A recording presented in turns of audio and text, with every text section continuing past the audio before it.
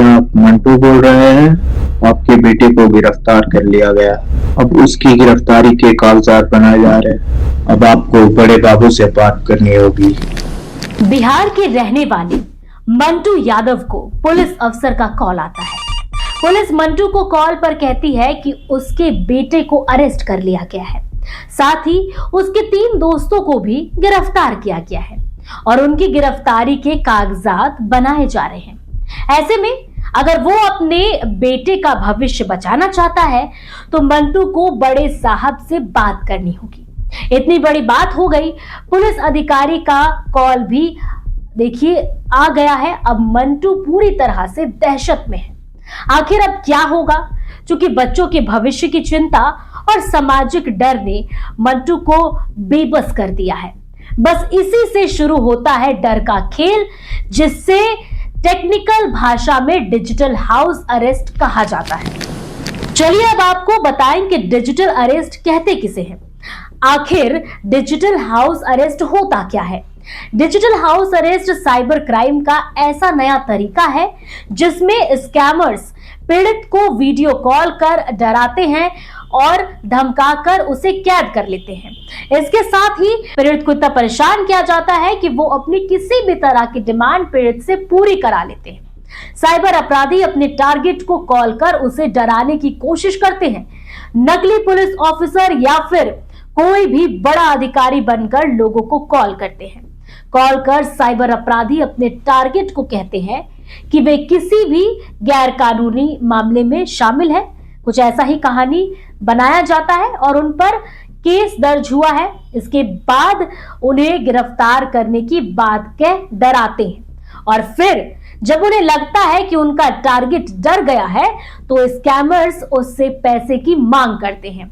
इस दौरान अपराधी अपने टारगेट से बैंक डिटेल्स, आधार कार्ड या फिर कोई भी जरूरी डॉक्यूमेंट्स मांगते हैं और जांच के नाम पर पैसे भेजने को कहते हैं और बाद में पैसे की ठगी जब हो जाती है तो उन्हें छोड़ दिया जाता है।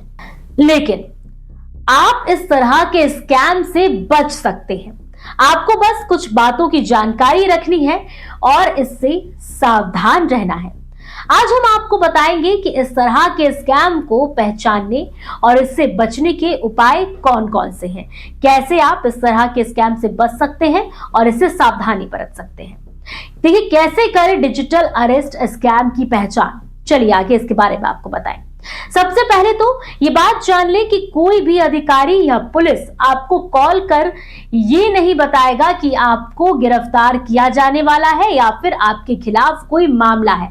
ऐसा नहीं होता है, ये बिल्कुल अनऑथराइज्ड तरीका है। तो यदि आपको कोई ऐसा कहता है तो आप यहीं पर समझ जाए। पुलिस अधिकारी कभी भी आपसे कॉल पर प्रूफ नहीं मांगेंगे, ना ही आपसे पैसे ट्रांसफर करने को कहेंगे। पुलिस अधिकारी या कोई भी अन्य अधिकारी आप पर पैसे भेजने के लिए दबाव नहीं बना सकता है। ये कानूनी प्रक्रिया नहीं है। यदि कॉल पर पुलिस आपसे तुरंत जुर्माना भरने या फिर जांच के नाम पर पैसे भेजने को और जरूरी डॉक्यूमेंट जैसे आधार कार्ड की जानकारी मांगे तो समझ जाए कि यह स्कैम है और इससे जरूर बचे, क्योंकि ऐसा कुछ फोन कॉल पर पुलिस अधिकारी द्वारा नहीं किया जाता है। अगर कॉल पर कोई खुद को पुलिस बता रहा है और वह आपको डराने की कोशिश कर रहा है तो सतर्क रहें। इस तरह के स्कैम कॉल अक्सर अनजान या निजी नंबरों से ही आते हैं। ऐसे में नंबर चेक कर ले और उसके बाद ही ऐसे कॉल्स आप उठाएं।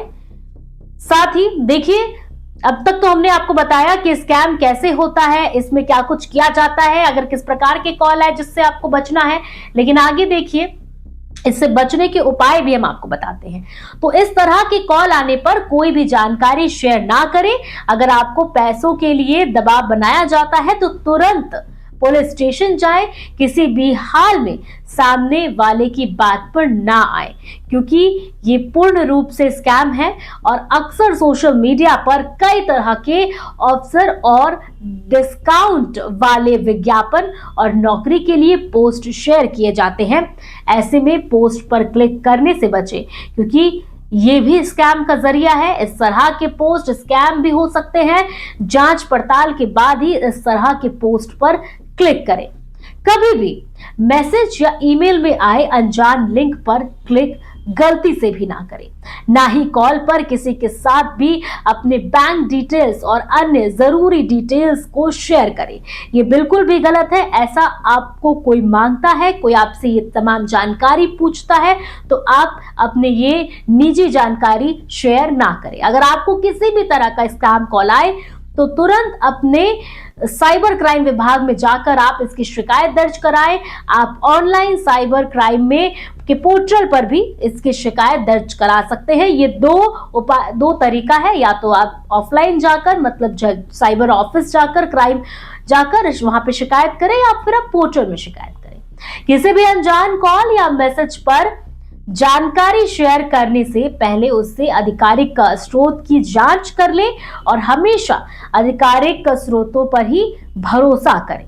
ध्यान रखें कि लोग में डर और भ्रम फैलाकर उन्हें ठगने का एक तरीका है डिजिटल अरेस्ट स्कैम। अगर आप सावधानी, सतर्कता और सही जानकारी रखेंगे तो आप आसानी से ऐसे स्कैम से बच सकते हैं, क्योंकि डिजिटल स्कैम जो है लोगों को डराकर उनसे पैसे ऐंठने का एक आम तरीका बन गया है और कई लोग इसकी गिरफ्त हैं। वहीं बहरहाल अब आप भी इन सभी बातों का ख्याल रखकर इस तरह के फ्रॉड से जरूर बचें, क्योंकि हो सकता है कि आपके फोन पर भी या तो ऐसे कॉल आए होंगे या अब तक नहीं आए हैं, तो हो सकता है भविष्य में आपके फोन पर ऐसे कॉल आए। तो ऐसे में इन तमाम चीजों का ध्यान जरूर रखें और ऐसे डिजिटल अरेस्ट से खुद को बचाएं और अपना नुकसान होने से बचाएं। तो मेरे साथ फिलहाल इतना ही। इस अपडेट में ऐसे ही तमाम अपडेट के लिए देखते रहिए द न्यूज़ पोस्ट।